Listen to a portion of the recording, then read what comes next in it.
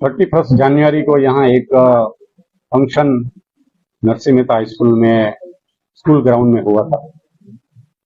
उसकी जो permission executive magistrate से ली गई थी उसमें नशा मुक्ति की परमिशन थी। 8 से 10 बजे का रात का उसका लाउड स्पीकर का परमिशन लिया गया था। फिर बाद में जो पूरा फंक्शन हुआ वो फंक्शन में जो आयोजक थे वो दोनों मोहम्मद यूसुफ हबीब मलिक और अजीम ओडेद्रा, वो दोनों जूनागढ़ के लोकल ऑर्गेनाइजर थे।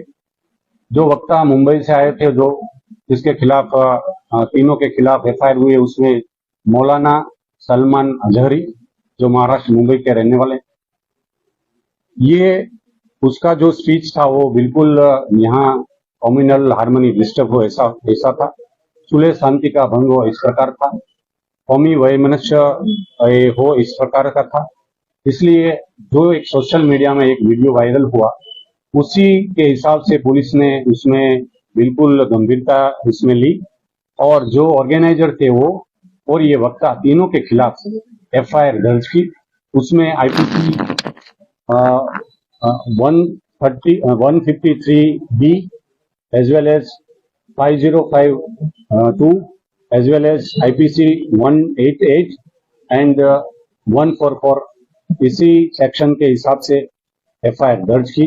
लोकल जो उसमें ऑर्गेनाइजर थे उसको इमीडिएट पुलिस ने राउंड अप करके जो लीगल प्रोसीजर करनी थी वो की। बाद में जो अक्यूज जो स्पीकर था वो महाराष्ट्र मुंबई के रहने वाला था, तो ये बिल्कुल सीरियस मैटर थी, इसलिए पूरे हमारे सीनियर ऑफिसर्स के साथ मीटिंग के बाद गुजरात एटीएस की टीम भी पूरी इस आरोपी के लिए टीम में काम कर रही थी। तो अभी ये जो अक्यूज है मुंबई से, उसको जूनागढ़ में लाने के लिए वो प्रोसीजर कर रही है। अभी ये टीम हमारी ऑन द वे। हमारे बिरादर अजीज मौलाना मुफ्ती सलमान अजहरी साहब की गिरफ्तारी का जितने सख्त अल्फाज में इसकी मजम्मत की जाए वो कम है। ये एक और दलील हमारे सामने आई है कि हमारे मुल्क में लोकतांत्रिक व्यवस्था ख़त्म हो चुकी है। आज़ादी राय, इजहार ख्याल की आज़ादी, freedom of thought, freedom of expression, ये सब ख़त्म हो चुका है। एक ज़बरदस्त डिक्टेटरशिप का ज़माना चल रहा है। पूरी कौम की तरफ से मैं मुफ्ती सलमान अजहरी साहब के साथ इजहार हमदर्दी करता हूँ और उम्मीद करता हूँ कि आने वाले दिनों में पूरे मुल्क को और तमाम मज़लूम तबक़ात को उनसे और उन जैसे लोगों से मज़ीद रहनुमाई हासिल होगी।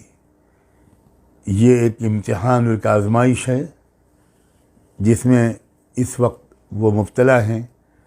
हम सब दिलो जान से दुआगो हैं कि अल्लाह ताला जल्द अज जल्द उनकी रिहाई मुक़द्दर फरमाए और बाइज़्ज़त तौर पर वो तमाम इल्ज़ामात से बरी हों।